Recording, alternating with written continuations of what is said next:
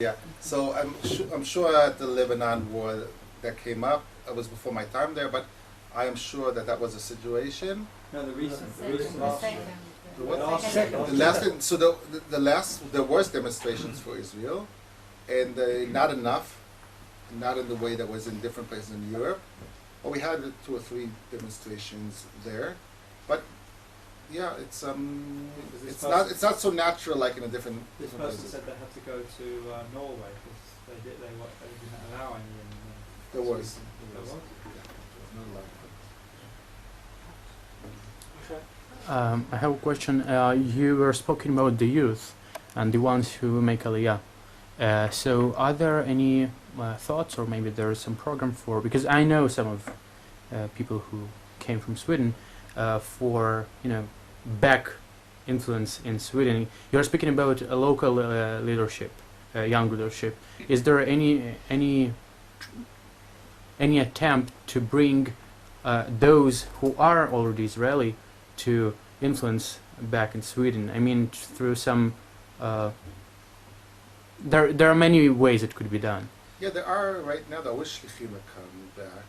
Usually we try to find Scandinavians that are doing. Right now we have a Danish who's my assistant officially. So it's a great advantage to have a Scandinavian there. It takes a long time to learn the language and everything. So there is, not enough, but there is. Yeah, I'm interested in how the Swedes in particular and Scandinavians in general are actually reacting to the growing Islamic communities in that area. I mean, we read statistics to the effect that in Denmark they forecast a Muslim community of something like 20% in 2020. So what is the mood there as far as the general population is concerned? The mood is first, even if people think something, they will never express it outside because it's not popular.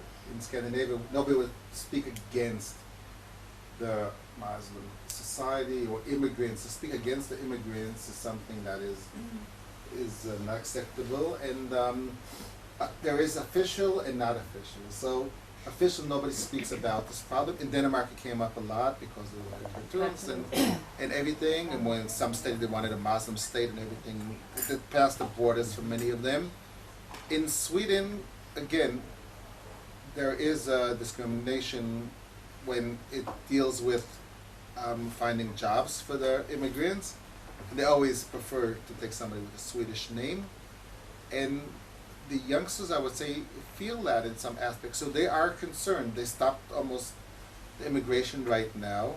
It's not the numbers that were before. They're very concerned about it, and not officially they're dealing with it. I'm sure they are dealing. They are concerned, and some the people that wrote that Europe didn't want the Jews, and they received that contributed so much to Europe, and they received a different society right now that will change Europe. I think that person that wrote it was right. Yeah. I have a couple of questions. I'm sorry that I missed the beginning of your talk. I had heard from Sri Mazel, the ambassador, that there was a demonstration, an anti-Israel demonstration, and 90% of the demonstrators spoke Swedish with an Arabic accent. I was wondering how they, you said they're 5% of the population is Muslim. Mosques, madrasas, does this educate the people, the youngsters who are falling into this? That was one part of the question. The other one was about the media. What's the inclination of the media, and is there a Jewish media that gets news to the country, into the country? So, dealing with the first question, it's enough that from this 500,000 or 600,000, even if 1% or 3% would be extremes, or they would listen to the different sources they have, the Al Qaeda type of. So it's enough to change the situation totally. Also, security and matter for us in Sweden. So I would say it's difficult to take all the numbers. The Persians that came to Sweden, they're anti-religion, they're anti-demonstration because they're very much, they try to flee from their country and they're more intelligent people. It's very general, the numbers of Muslims. They count as Syrians also. The Syrians are Christians, yeah. And I speak to them when I have a barber or the dry cleaning lady, so I speak to them in Aramaic. So the Talmud, so I never practiced my Talmud in Sweden, but in the practice I use it there because I speak the same.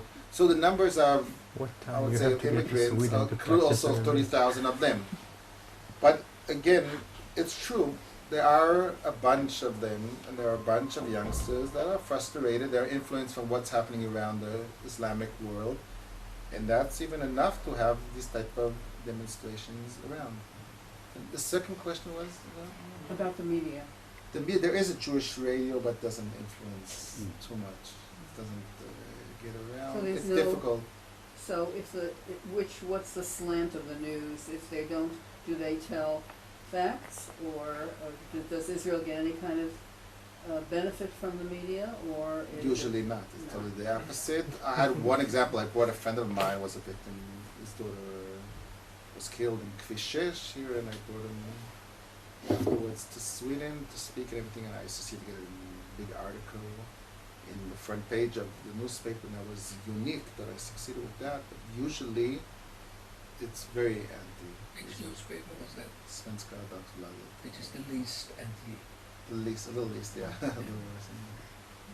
Göteborg Sorry? Göteborg has always had a pro-Israel. Right, exactly. The boy's a little better, yeah. Also during World War II. Yes, it's Yeah. funny. I don't know. It goes in. Yeah, let's tell I them wanted also. to ask you a question about Padeya. Has it influenced the community positively?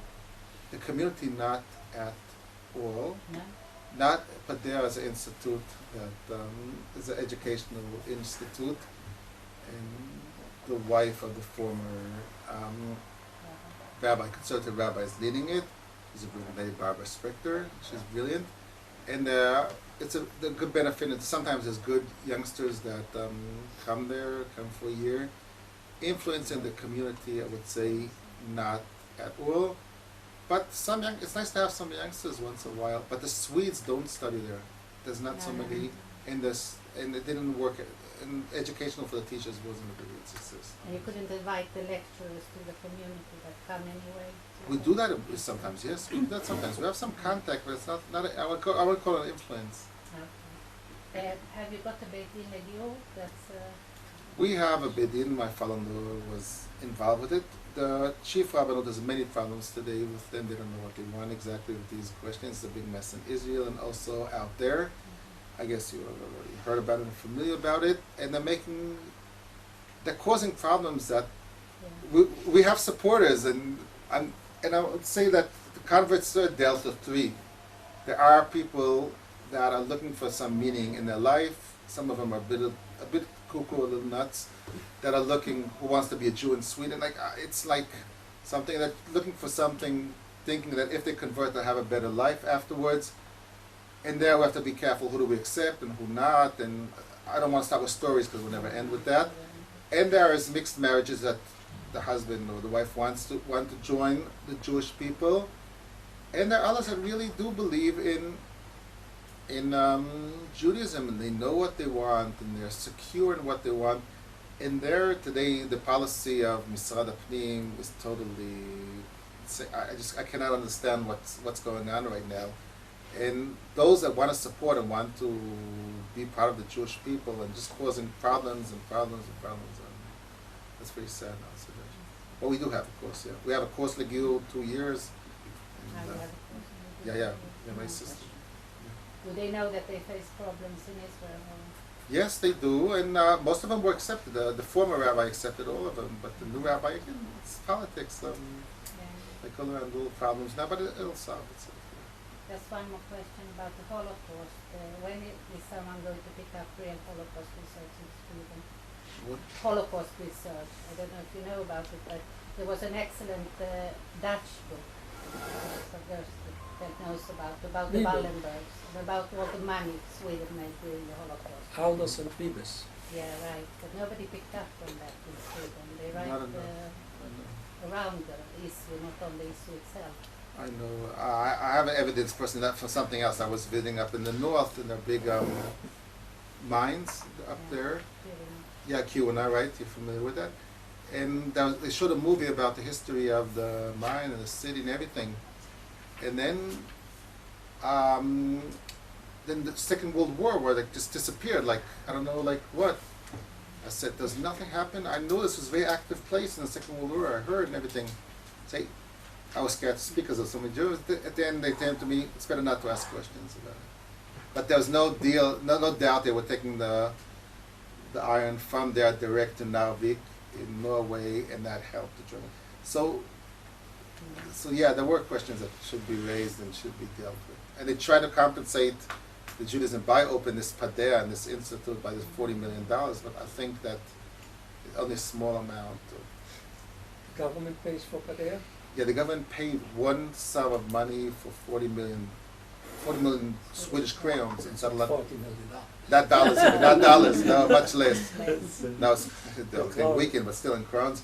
And I don't think it's a compensation for that. They wouldn't compensate the survivors because they came, of course, after. That's maybe logical because they came after. Yeah, regarding Hannah's question about incitement of the Muslims and the youth, in most countries it's carried out, particularly from the mosques, from other areas too, but the mosques. Is there any awareness of that in Sweden, and is it being looked at, tracked, investigated? Yes, it is. It happened a while ago. It was something, some speech or something in the mosque that influenced. They are careful. The Muslims are careful that they want to be kicked out. It's not as in Britain today.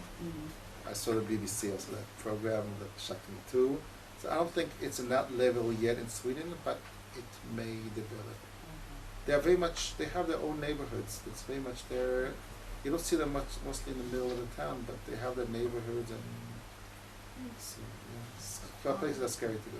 Are there laws against hatred and hatred speech and incitement in Sweden? Yeah.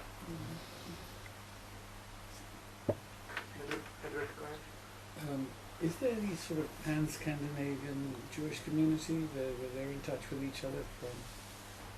Yeah, the leaders, they get together once a year, and we as rabbis, so the Jewish Agency will be meeting next week even.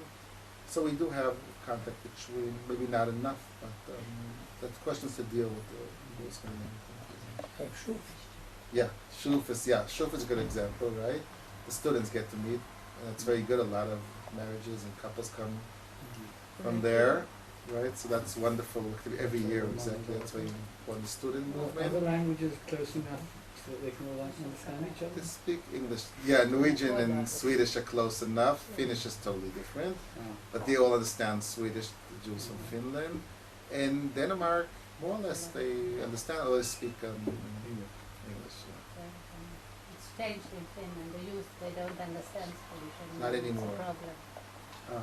They're a little outside, you know. Yeah, the community of Finland is enough.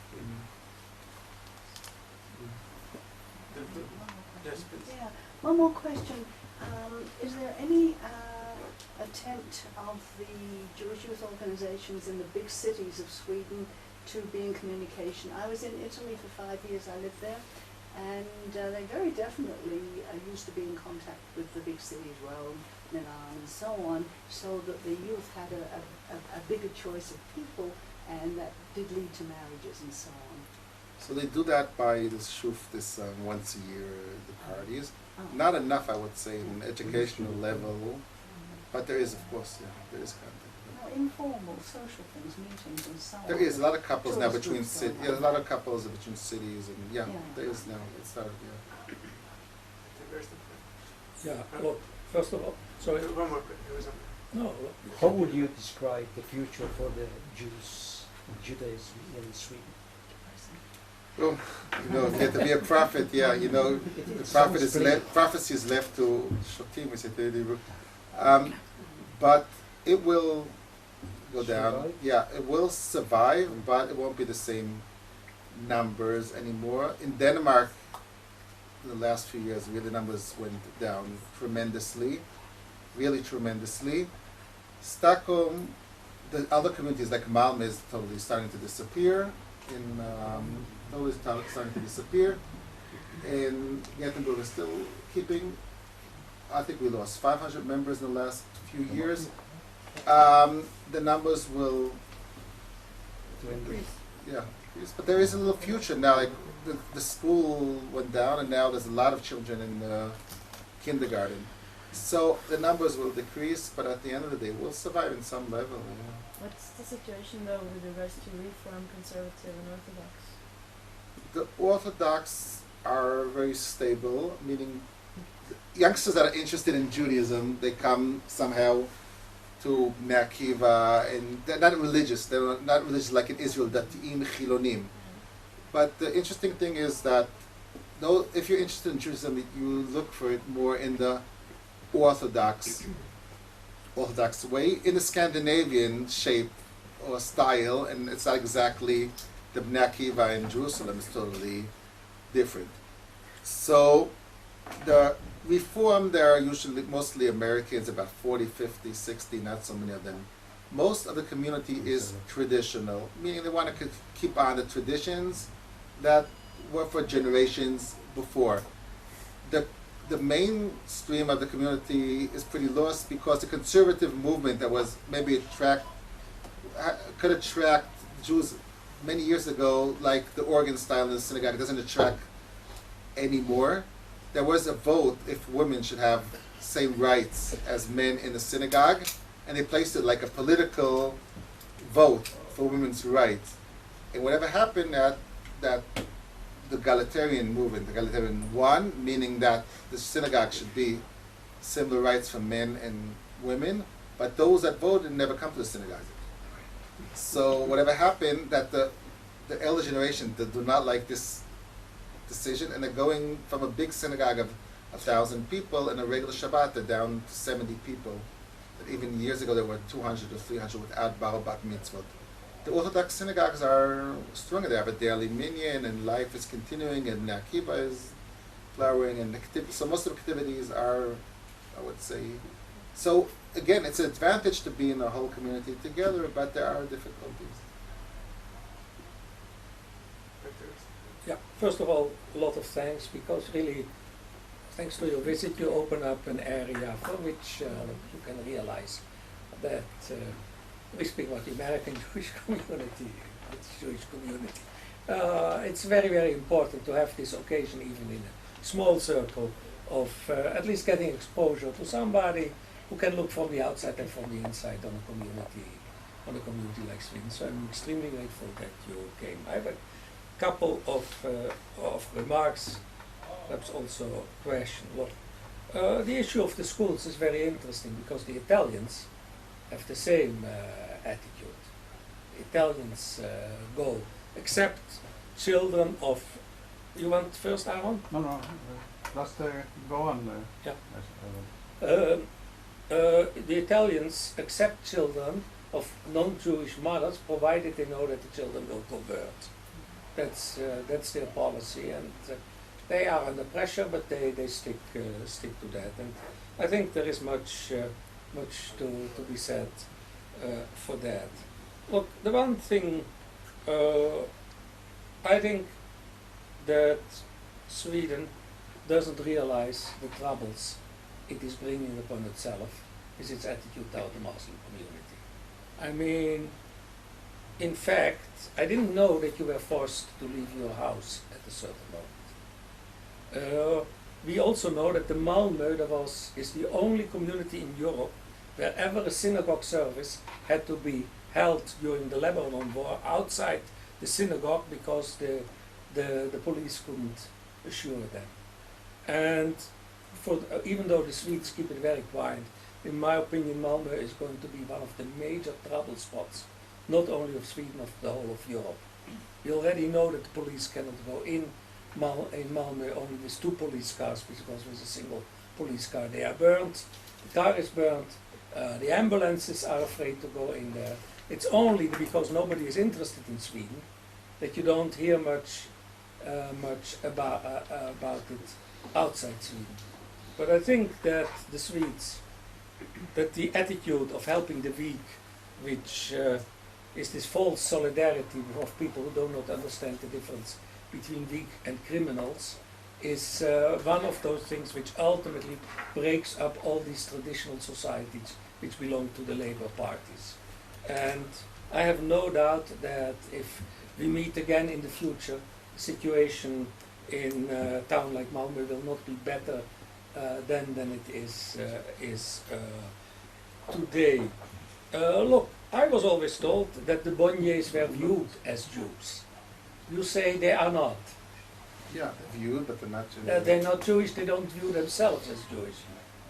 Not anymore. Yeah, but still, if you speak with people, they say the Bonnets are Jews. Yeah, maybe in society. Yeah, in society. Okay, fine, that's about it. Look, I'm very, very, on behalf of everybody, very grateful you took the time to come here, because it helps us in our search for changing Jewish communities to understand a bit better. Thank you very, very much. Thank you very much.